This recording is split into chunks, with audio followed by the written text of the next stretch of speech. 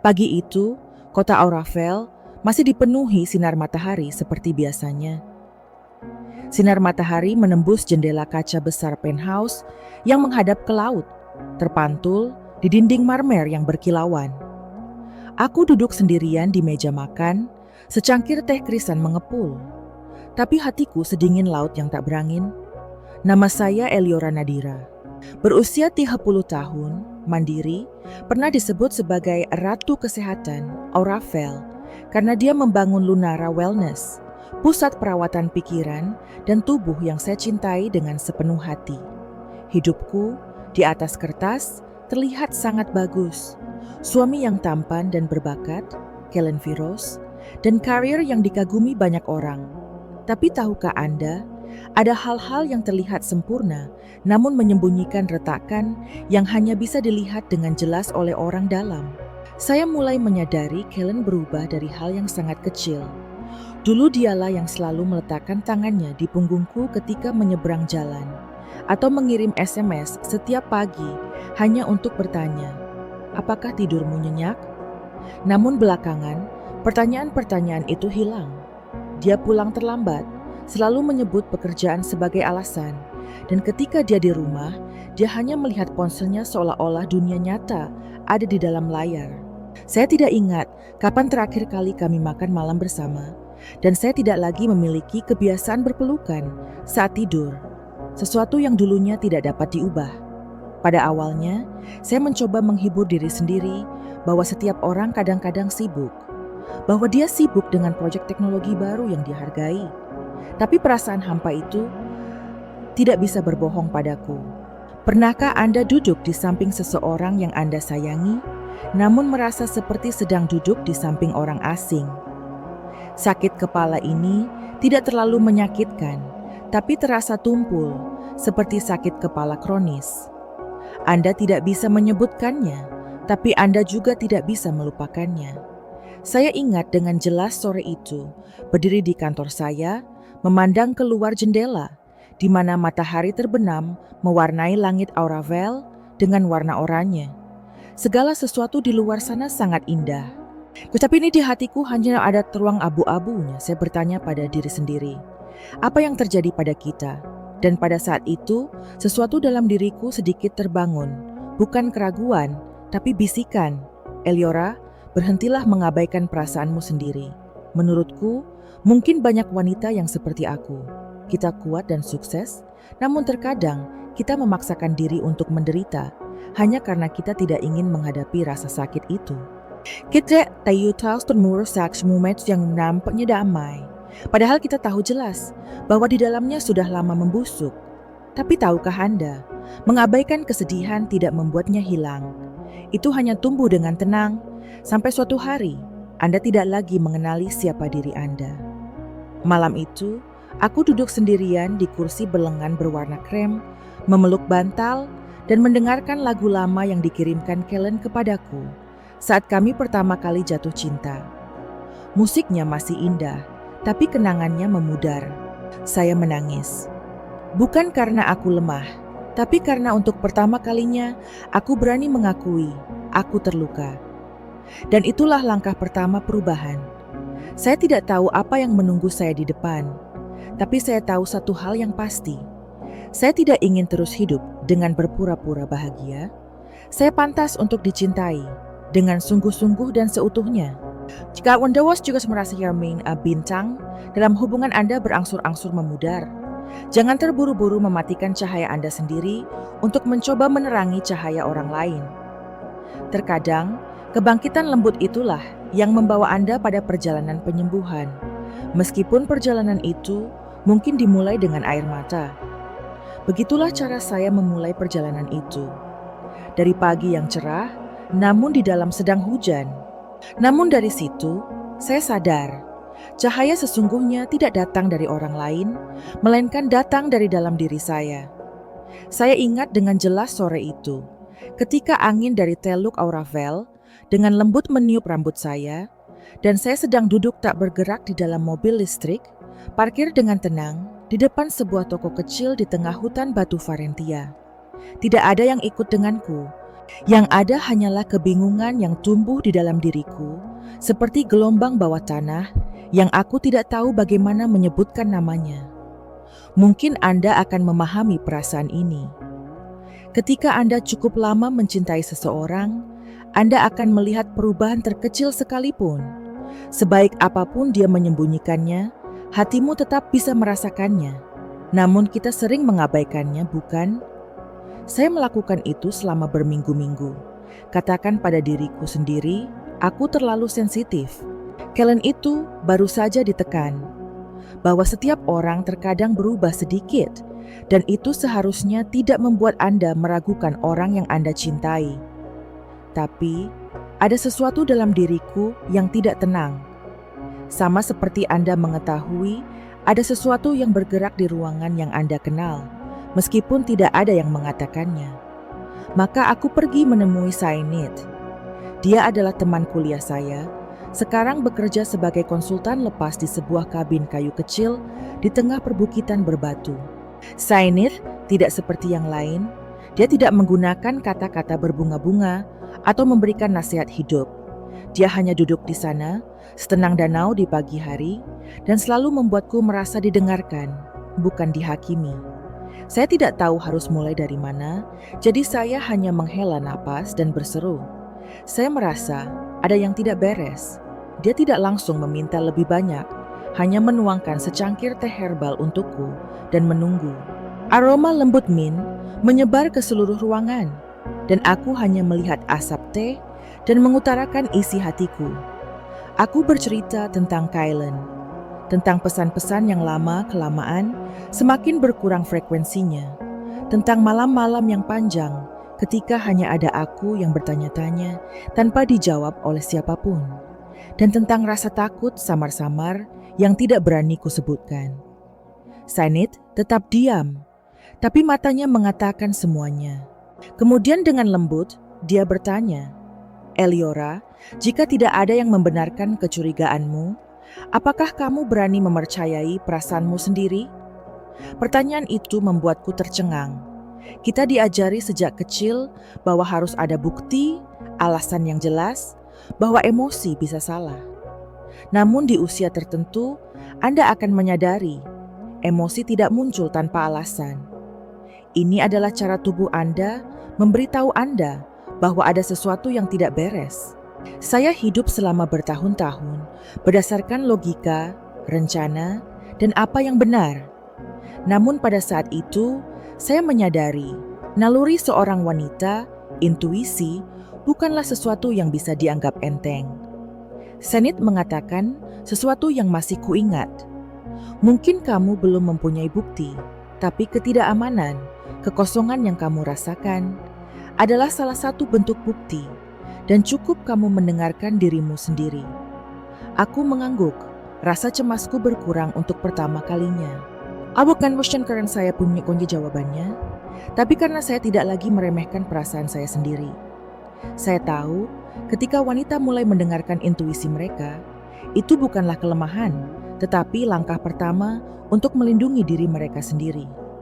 Dalam perjalanan pulang, hujan turun rintik-rintik. Tetesan air terbentuk di kaca depan mobil, seperti air mata yang terlupakan. Tapi aku tidak merasa sedih lagi.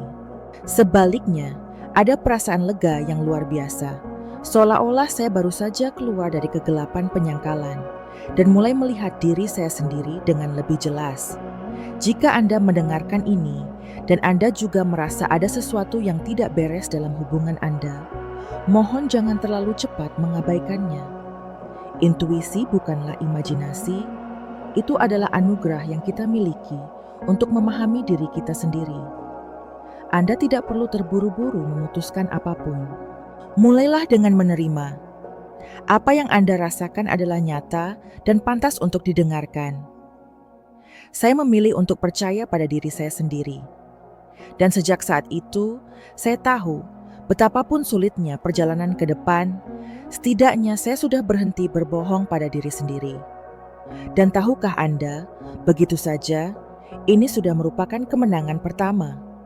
Pagi itu, saya tiba di Lunara lebih awal dari biasanya, Men langit tuan Aurafel ser au personershipnya sningsun di awal musim atsingin, mimish puan terhad kuasas artjenishim ora serek lega. Meska Change, rasa amana amanku tuh belum hilang. Setelah percakapanku dengan Sainit, aku tidak lagi menyangkal perasaanku sendiri. Saya mulai lebih memperhatikan, mendengarkan lebih dekat. Dan kemudian sesuatu yang aneh terjadi. Miren, asisten terdekatku, seseorang yang telah bersama Lunara sejak awal, memasuki kantor dengan ekspresi sedikit bingung. Just awangkunter tabletnya semnen chesmer aspern snap sprowed. Eliora, aku tidak yakin apakah aku harus menceritakan kisah ini, tapi menurutku kamu harus tahu. Aku mendongak dan menatap lurus ke matanya. Katakan saja. Ada pelanggan VIP bernama Solen Durrell. Miren ragu-ragu, dia sering datang ke Lunara, memilih layanan paling mewah. Tapi yang menarik perhatianku adalah dia selalu membayar dengan kartu kredit bernama Kaylen Fyros. Saya tercengang. Kaylen Fyros. Tidak mungkin ada kesalahan, itu nama lengkap suamiku. Perasaan pertama adalah mati rasa. Saya tidak bisa mengatakan sepatah kata pun. Segala sesuatu di dalam diriku seakan membeku sesaat, lalu gelombang dingin muncul dari dadaku. Saya mencoba untuk tenang dan bertanya lagi perlahan. Apakah Anda yakin? Miren mengangguk. Awalnya aku tidak memperhatikan, karena kupikir mungkin mereka adalah pasangan. Tapi setiap kali dia menggunakan kartu yang sama. Tertawa kamu, dia selalu pergi sendiri, tapi bersikap seolah ini adalah tempatnya sendiri. Aku menatap layar tablet yang diberikan Miren padaku. Riwayat transaksi, nama Solen Durrell, dan di bawah ini adalah tanda tangan pembayaran, tulisan tangan Kaylen. Rasanya seperti seseorang baru saja mendorongku ke ruangan gelap, di mana hanya gema pengkhianatan yang tersisa. Aku menarik napas dalam-dalam, bukan untuk menahan air mata, tapi untuk menjaga diriku agar tidak pecah. Apakah dia sering datang ke sini? Saya bertanya. Kira-kira setiap 2 minggu, jawab Miren, dan selalu pilih paket yang paling mahal. Saya diam. Pikiranku saat itu adalah serangkaian pertanyaan yang belum terjawab. Mengapa Kaylen membiarkan dia menggunakan kartunya? Apa hubungannya satu sama lain? Dan yang paling menyakitkan adalah saya tidak tahu apapun sampai sekarang. Ada satu hal yang saya pelajari pada saat itu, terkadang kebenaran tidak datang dari apa yang orang katakan, tapi dari hal-hal yang tampaknya tidak disengaja, tagihan, nama, tampilan. Dan ketika Anda cukup berani untuk melihatnya secara langsung, Anda akan melihat semuanya sudah ada sejak lama. Anda hanya tidak ingin mempercayainya. Aku duduk diam untuk waktu yang lama setelah Miren pergi. Saya tidak menangis. Saya hanya merasa jatuh terus ke luar angkasa. Tidak ada gravitasi, tidak ada suara. Semuanya begitu jelas, tapi saya tidak tahu harus mulai dari mana. Setelah beberapa saat, aku berkata pada diriku sendiri, Eliora, sekarang bukan waktunya untuk jatuh. Jika ini benar, maka Anda harus mengetahuinya secara menyeluruh. Bukan karena balas dendam, tapi karena Anda berhak mendapatkan kejelasan. Saya tidak perlu hidup dalam bayang-bayang siapapun. Sore itu, saya meminta resepsionis untuk menyimpan seluruh riwayat kedatangan seorang pelanggan bernama Solen Durrell. Saya juga meminta salinan kwitansi pembayaran. Saya tidak yakin saya melakukan hal yang benar, tapi saya tahu. Saya tidak bisa berpura-pura tidak tahu lagi. Malam itu, aku pulang larut malam. Kaylen tertidur, atau pura-pura tidur, entahlah. Aku duduk di tempat tidur untuk waktu yang lama. Melihatnya berbaring membelakangiku. Ada jejaring yang tidak terlihat sejauh antara kita. Tidak terlihat, namun sangat nyata. Jarak yang membuatku merasa seperti tinggal di samping bayangan. Tidak ada lagi kehangatan, tidak ada lagi sentuhan, bukan lagi kamu. Saya tidak menyalahkan diri saya sendiri karena percaya. Karena aku percaya, cinta sejati bukanlah saling meragukan setiap hari. Namun ketika orang lain mulai pergi diam-diam, kita juga perlu belajar bagaimana kembali ke diri kita sendiri. Dan pada saat itu, saya tahu Solen lebih dari sekedar nama. Dia adalah wajah dalam kegelapan yang sudah lama aku rasakan. Dan aku juga tahu ini hanyalah permulaan. Awal perjalanan yang harus saya jalani. Bukan untuk berpegang pada seorang pria, tapi untuk menemukan diriku lagi. Wanita yang pernah mencintai, pernah percaya, dan kini belajar untuk berdiri. Malam itu, aku tidak tidur. Berbaring di samping Kylen, mendengarkan napasnya yang teratur. Hatiku terasa kusut seperti seutas benang. Sesuatu mendesakku, seperti suara kecil di dalam, berbisik, "Eliota, ini saatnya melihat kebenaran." Dan aku tahu, aku tidak bisa berpura-pura lagi. Keesokan paginya, saat dia bersiap meninggalkan rumah, aku berjalan ke dapur, tempat Kylen sedang menuangkan kopi. Saya tersenyum tipis, seolah bukan apa-apa, lalu bertanya, "Apakah Anda sudah menggunakan kartu Anda lebih dari sebelumnya?" Saya melihat laporan pengeluaran bulan lalu meningkat cukup banyak. Dia berbalik untuk menatapku, sedikit ragu-ragu, tetapi kemudian dengan cepat mendapatkan kembali ketenangannya. Mungkin karena pertemuan dengan mitra. Saya sering mengundang mereka makan malam dan kemudian memiliki sejumlah biaya sampingan untuk proyek tersebut. Saya mengangguk, aku tahu. Tapi jantungku berdetak lebih keras dari sebelumnya. Bukan karena perkataannya, tapi karena aku sadar, aku familiar dengan cara Kylen berbohong, enteng, tanpa tersandung, tapi sama sekali kurang emosi. Seolah-olah dia sedang membaca naskah yang sudah ditulis. Saya tidak melanjutkan pertanyaannya. Saya tidak ingin hal-hal menjadi konfrontasi yang tidak berarti. Tapi saya tidak ingin menunggu tanda lain lagi. Sore itu, ketika aku meninggalkan kantor, aku pergi ke sebuah kafe kecil di hutan batu, di mana aku tahu aku bisa melihat Sainith lagi. Chef Van memberi binyonbel. Di jurnal Amin terdapat riwayat transaksi, foto, kwitansi, nama Solène Durrell, semua yang telah saya kumpulkan. Dia menatapku lama sebelum berkata, "Kamu tidak perlu membuktikan apapun lagi, Eliora. Aku tahu. Dan sekarang saatnya bertanya pada dirimu sendiri. Apa yang ingin kamu lakukan selanjutnya?" Aku tersenyum tipis. Aku ingin mendengar dia mengakuinya sendiri. Bukan untuk menyakiti, tapi untuk berhenti ragu. Agar aku punya hak untuk memilih dengan semua kebenaran ada di tanganku. Ketika saya kembali, saya tidak terburu-buru untuk bertanya. Saya menunggu. Dan sebuah peluang datang lebih cepat dari yang saya kira. Keesokan harinya, Mirren mengumumkan bahwa Solène telah memesan perjalanan ke Lunara untuk sesi perawatan khusus. Dia masih menggunakan kartu familiar, nama Kylen Vyros. Aku melihat nama itu di layar dan merasakan hawa dingin merambat di punggungku. Merasa marah sekaligus kasihan. Marah karena aku dibohongi. Aku merasa bersalah karena selama bertahun-tahun aku telah mencintai seseorang yang kukira adalah separuh hidupku. Saya memutuskan untuk bertemu Solène, bukan untuk membuat keributan. Aku hanya ingin tahu siapa wanita itu yang memasuki hidupku tanpa mengetuk pintu. Saat Solène masuk, saya berdiri di balik kaca satu arah ruang perawatan. Dia cantik, tidak dapat disangkal. Wajahnya yang lancip, rambut keriting tipis, dan aroma parfum yang samar sudah cukup membuat orang menoleh. Tapi yang paling menarik perhatianku adalah matanya. Mata seseorang yang tidak takut ketahuan. Dan itu membuatku merasa kasihan. Bukan padanya, tapi pada diriku sendiri. Segera setelah perawatan, saya keluar kamar dan menunggu Solène di meja kasir.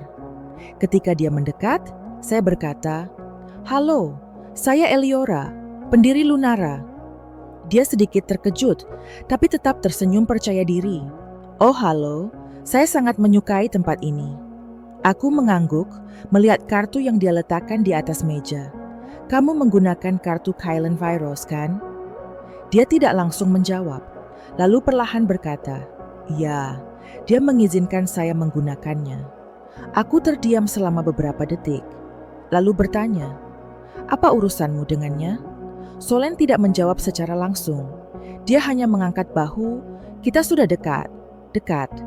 Dua kata itu saja sudah cukup membuat hatiku menciut. Saya tidak marah. Saya hanya merasa segala sesuatu di dalam diri saya runtuh. Tetapi pada saat yang sama, itu juga melegakan. Sore itu, saya kembali ke rumah. Kellen ada di ruang tamu, membuka-buka beberapa dokumen. Aku duduk di hadapannya, meletakkan setumpuk kertas di atas meja, riwayat transaksi, foto Solen, dan salinan kwitansi pembayaran dari Lunara. Saya tidak mengatakan apa-apa lagi. Aku hanya menatapnya, menunggu jawabannya. Kellen memandangi tumpukan kertas, wajahnya pucat. Saya tidak berbohong lagi. Tidak bisa. Dia hanya menundukkan kepalanya dan menghela nafas. Maafkan aku, Eliora.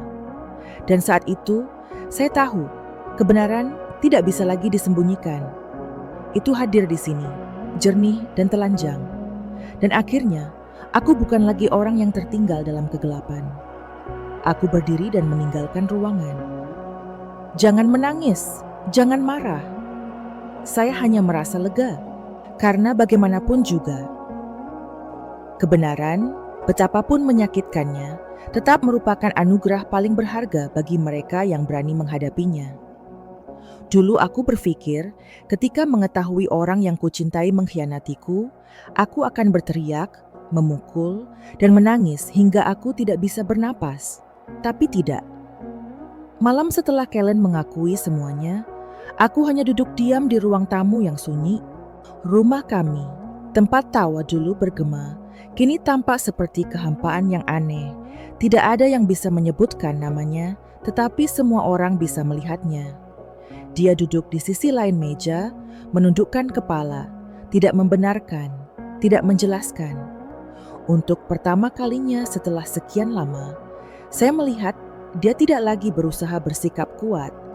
Dia berkata, "Maaf, saya sebenarnya tidak bermaksud membiarkan semuanya berjalan sejauh itu. Tapi aku tidak bertanya kenapa lagi, karena jawabannya, iya atau tidak, sudah tidak penting lagi. Ketika kepercayaan dirusak, akal sehat hanyalah pecahan-pecahan saja." Selama beberapa hari berikutnya, Kellen mencoba berubah. Dia pulang lebih awal, memasak makan malam sendiri, meletakkan teleponnya ke samping seolah berkata, "Kamu lebih penting dari siapapun." Dia mulai mengirimiku pesan selamat pagi, membelikan karangan bunga yang aku suka, dan bahkan beberapa kali menyarankan untuk pergi berlibur seperti saat kami sedang jatuh cinta. Tapi tahukah Anda, ada sesuatu yang sekali rusak tidak akan pernah utuh lagi meski sudah ditambal. Aku tidak kedinginan, tapi aku juga tidak merasakan jantungku berdebar lagi. Saya ingat dengan jelas suatu malam ketika dia meletakkan seikat lavender ungu muda di atas meja dan berkata, "Aku masih mencintaimu." Saya tersenyum lembut dan bertanya, "Jadi, ketika Anda membiarkan dia masuk ke dalam hidup Anda, apakah Anda memikirkan saya?" Dia tidak bisa menjawab. Dan aku tidak perlu mendengarkannya lagi, karena yang kuinginkan bukanlah bunga, permintaan maaf, atau penebusan. Ini tentang rasa hormat, sesuatu yang seharusnya sudah ada sejak awal. Saya mulai berpikir serius untuk pergi, bukan karena aku tidak lagi mencintai, tapi karena aku mencintai diriku sendiri lebih dari sebelumnya. Dulu aku berpikir bahwa menjaga hubungan adalah hal yang paling penting. Namun kini, aku sadar bahwa menjaga diri adalah hal yang paling berharga. Saya memberitahu Senit niat saya. Dia tidak terkejut, hanya bertanya, "Eliora, apakah kamu takut?" Saya mengangguk. Siapa yang tidak takut? Meninggalkan seseorang yang pernah melekat pada diri Anda, meninggalkan kebiasaan-kebiasaan yang sudah membekas dalam setiap sudut hidup Anda, memang tidak mudah. Tapi yang lebih membuatku takut adalah terus bertahan dan kehilangan diriku sedikit demi sedikit. Ada satu hal yang sering dilupakan orang. Terkadang, badai petir tidak disertai guntur dan kilat. Suara itu datang begitu lembut, merayap dari keheningan. Semuanya damai di luar, tapi di dalam hati kita, seluruh langit sedang badai. Dan saya tahu, sudah waktunya bagi saya untuk mengambil arah yang berbeda. Bukan untuk membalas dendam pada Kylan. Aku tidak membencimu, sejujurnya. Aku tidak bisa terus bersama seseorang yang tidak lagi memandang ke arahku. Dan jika ada orang di luar sana yang berada di persimpangan jalan yang sama dengan saya hanya ingin mengatakan ini. Anda berhak memilih hidup Anda lagi. Kamu tidak perlu bertahan hanya karena kenangan atau karena takut memulai dari awal. Anda sudah memulainya sekali, yang berarti Anda dapat melakukannya lagi. Kali ini, untuk diri Anda sendiri. Saya tidak pergi pada malam hari. Saya tidak meninggalkan Chuanito Island di rumah. Saya berjalan di tengah hari, waspada dan tenang. Tidak ada air mata. Jangan menahan diri. Hanya seorang wanita yang telah belajar untuk mengutamakan hatinya. Dan tahukah Anda, itu bukanlah akhir. Saat itulah saya mulai benar-benar hidup. Saya masih mengingat perasaan itu dengan sangat jelas. Pagi pertama setelah hati saya benar-benar lepas. Tidak ada lagi beban berat. Tidak ada lagi rasa penasaran di mana Kylan berada, apa yang dia lakukan, atau apa yang dia pikirkan. Sebaliknya, saya membuka mata dengan gagasan yang sangat jelas. Saya tidak ingin kesakitan lagi. Sudah cukup aku melalui rasa sakit. Dan sekarang saatnya untuk hidup, benar-benar hidup. Bukan hidup untuk membalas dendam, atau untuk membuktikan sesuatu kepada siapapun. Ini tentang hidup, karena saya pantas mendapatkan kedamaian. Saya berhak mendapatkan kehidupan yang saya kendalikan, tidak dipimpin oleh siapapun, tidak dikaburkan oleh kebohongan. Hari itu, aku memanggil Myron ke kantorku di Lunara. Dia duduk dan menatapku, matanya masih sedikit waspada. Saya tersenyum dan berkata, "Saya butuh bantuan Anda untuk sesuatu yang penting." Myron segera mengangguk, seolah dia sudah lama menunggu ini. Hayes berstart 15 Strange Notion System untuk mengadakan acara khusus, sesi apresiasi pelanggan VIP di Lunara. Namun dengan pesan mendasar, ini bukan sekedar acara kecantikan. Ini adalah sebuah tonggak sejarah. Disinilah saya akan mengakhiri yang lama dan memulai babak yang benar-benar baru. Rencananya bukan untuk mencemarkan nama baik siapapun, tapi untuk mengatakan kebenaran. Agar aku tidak lagi harus menderita dalam kesunyian. Kustong carang sebur lebih penting. Bikin cambas tak ekutuf hati indah. Myron amin ada banyak kemburannya. Alia hanya ada sukacat. Hammer yakin Anda bisa melakukannya dan melakukannya dengan indah. Saya tersenyum, senyuman yang nyata setelah berminggu-minggu kesedihan yang panjang. Saya juga menelepon Sainith. Kali ini bukan untuk curhat, tapi untuk meminta bantuan khusus padanya. Mengundang teman-teman di media, orang-orang berpengaruh di bidang kesehatan dan kecantikan, orang-orang yang telah bersama Lunara sejak hari pertama. Aku tidak butuh suara apapun, namun saya ingin kebenaran disebarkan secara halus dan jelas. Kami merencanakannya selama 3 hari. Semuanya ditata dengan cermat, mulai dari pencahayaan, suara, hingga tata ruang, sehingga pesta tersebut mengusung semangat Lunara yang sesungguhnya elegan, mendalam, namun bertenaga. Dan kemudian, saya serahkan kepada Dinda, seorang petugas komunikasi yang canggih, untuk bertanggung jawab atas bagian yang paling penting, mengundang Solen untuk hadir, dengan alasan bahwa pelanggan dipilih untuk mendapatkan paket perawatan khusus untuk pasangan unggulan. Saya tahu, mungkin Solen akan datang, karena bagi orang seperti dia, ketenaran tidak kalah menariknya dengan kekuasaan atau uang. Dan jika diberi kesempatan tampil sebagai wanita dengan pria sukses di acara yang banyak kameranya, dia tidak akan menolak. Beberapa hari kemudian, Dinda melaporkan kembali. Dia mengkonfirmasi kehadirannya dan akan pergi dengan pacarnya. Saya tidak perlu bertanya lebih lanjut. Aku tahu dengan jelas siapa pacar itu. Malam itu, sendirian di kantorku, aku bercermin. Mataku masih agak gelap karena kurang tidur, tapi jauh di dalam mata itu ada sesuatu yang sangat baru, tekad. Saya tidak pernah berpikir saya harus merencanakan menghadapi rasa sakit dengan cara ini. Tapi kini aku paham, Ada luka yang jika dibiarkan membusuk akan membunuhmu dari dalam. Jika Anda menghadapinya dengan berani, itu bisa menjadi kekuatan.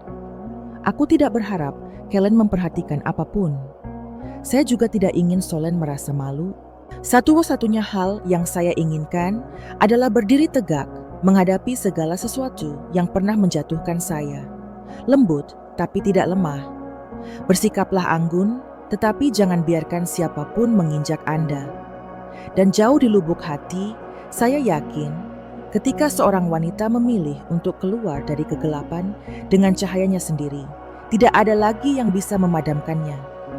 Aku pernah menjadi bagian dari cerita seseorang, tapi mulai saat ini, akulah yang akan menulis ulang ceritaku sendiri. Aku masih mengingat dengan jelas momen itu, saat Kellen berdiri di tengah lobi utama Lunara, cahaya menyinari langsung wajah pucatnya. Segalanya begitu sunyi hingga suara klik kamera terdengar dari sudut ruangan. Di layar lebar di belakangnya, gambar dirinya dan Solen berpegangan tangan di restoran kelas atas masih diputar. Saya tidak mengatakan sepatah kata pun. Tidak perlu. Kebenaran berbicara sendiri. Kellen menatapku.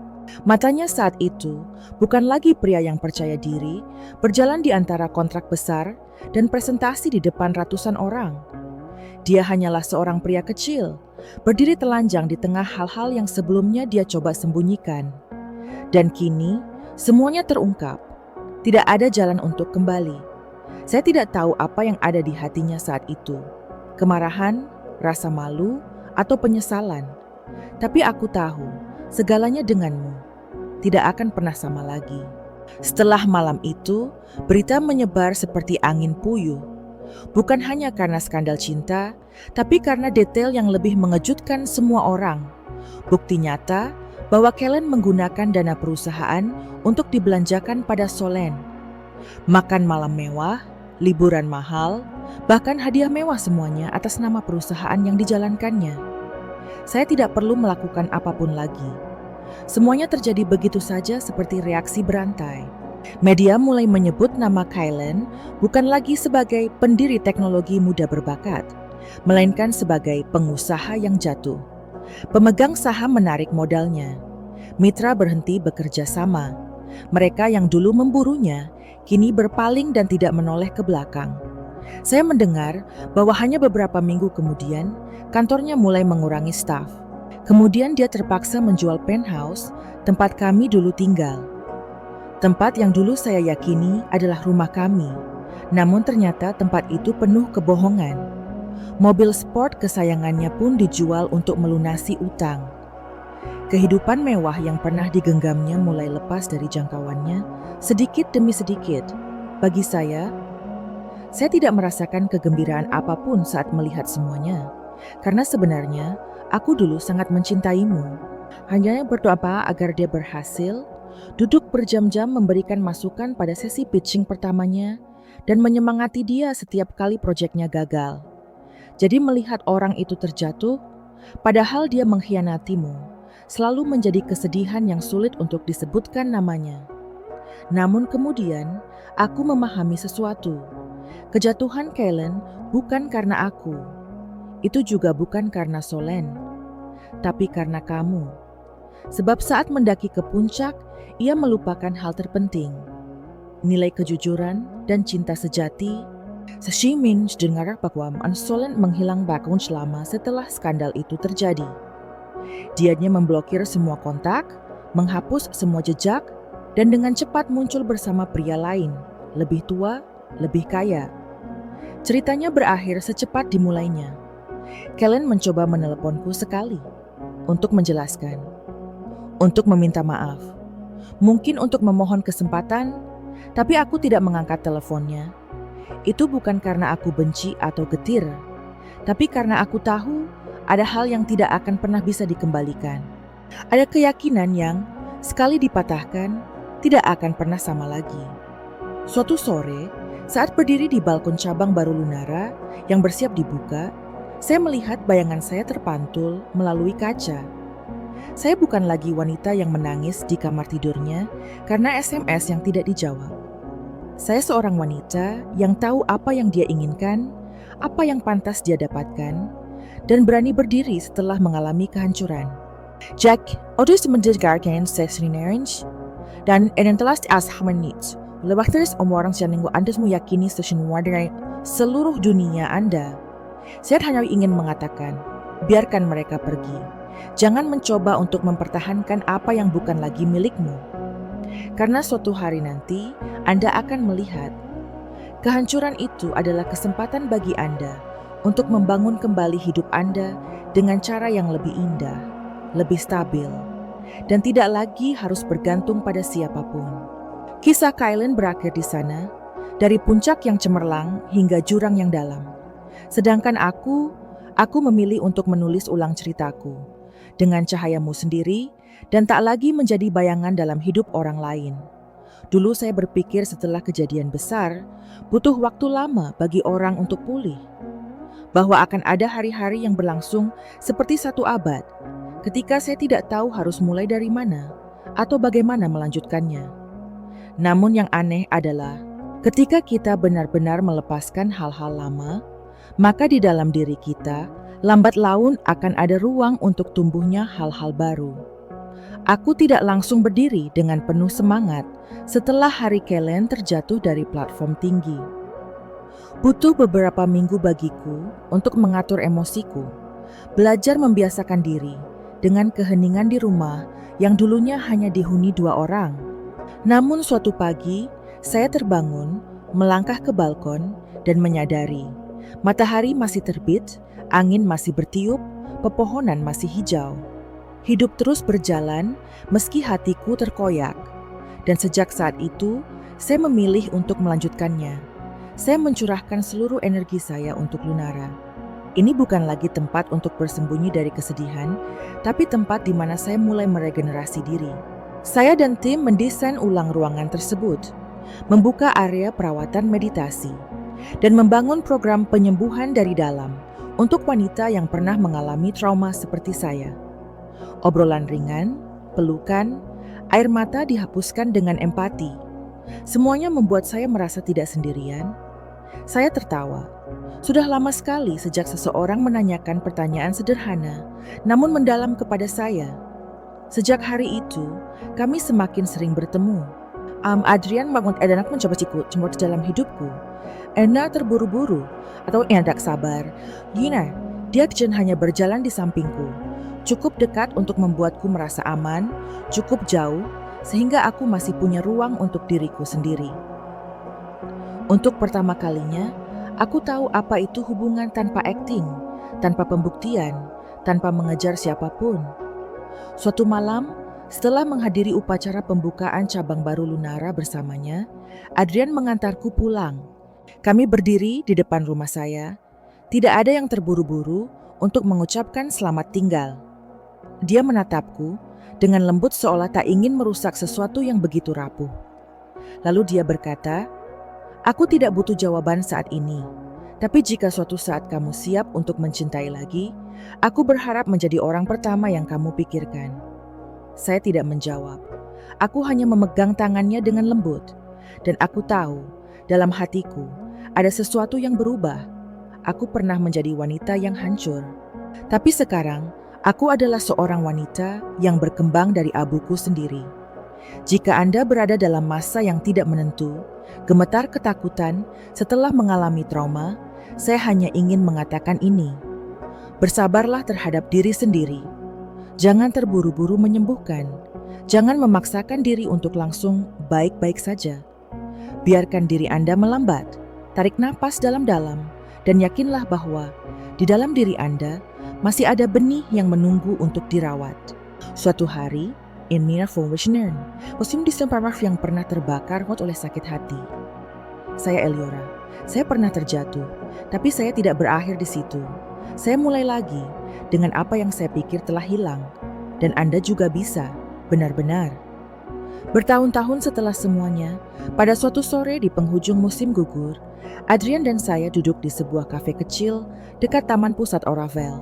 Kami baru saja selesai berjalan, masih berpegangan tangan. Secangkir teh herbal di depan kami masih sedikit mengepul. Hidupku sekarang lebih damai dari sebelumnya. Tidak ada lagi malam tanpa tidur, Tidak ada lagi pagi hari menatap ponselku dengan harapan yang samar. Saya telah belajar bagaimana mencintai tanpa mengorbankan kedamaian saya sendiri. Saat aku melihat melalui jendela kaca besar toko, mataku tertuju pada seorang pria yang duduk di sudut jauh. Jaket abu-abu dikenakan di bagian bahu, rambut agak berantakan, wajah kuyu dan mata kosong.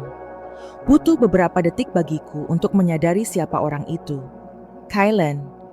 Dia terlihat jauh lebih tua dari usianya, tapi yang membuatku terdiam bukanlah penampilannya, tapi karismanya.